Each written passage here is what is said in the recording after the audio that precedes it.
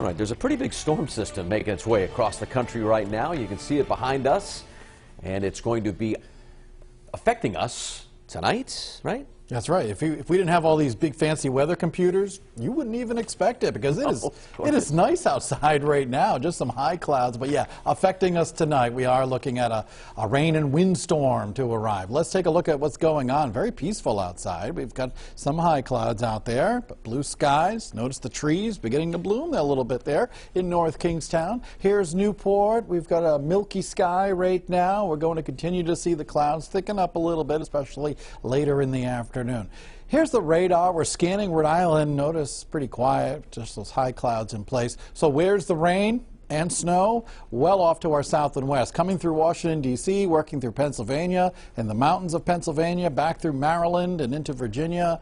Yeah, it's snowing, and we'll be seeing a lot of snow in upstate New York as well, but not here. Our threat tracker for today, low chance of anything severe tonight and Tuesday, mainly because of the wind. We're at that medium level. Here's the details of the upcoming storm. The rain, heavy at times, probably developing after 9 o'clock and especially toward midnight. Heavy at times, 1 to 2 inches possible. Thunderstorms possible overnight. Wind, I'm thinking the strongest, let's say between 3 a.m. and 7 a.m., but we are looking at a wind advisory for the south coast of Rhode Island and Massachusetts and Connecticut. Could be looking at gusts to 55 miles an hour, maybe even some higher gusts on Cape Cod. And coastal flooding, could be some minor flooding along the Narragansett Bay coastline around 10 o'clock tonight.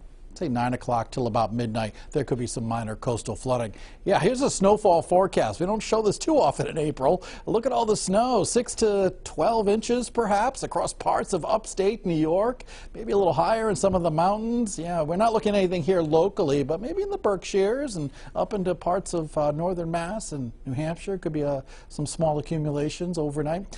Providence right now, we're looking at sunshine. Looks good. Same for Newport. Temperatures right now are in the 40s, 49 in Newport with a wind from the south-southeast, 13 miles an hour. Those winds will begin to tick up through the afternoon and evening. Upper 40s, lower 50s, much better than this morning. We were around freezing across a good portion of the area. You see some of these high clouds beginning to work in. Here's our storm down here across South Carolina now. It'll continue to work its way on off to the north and east. The low center passes off to our west overnight, and we'll be seeing the rain out ahead of it.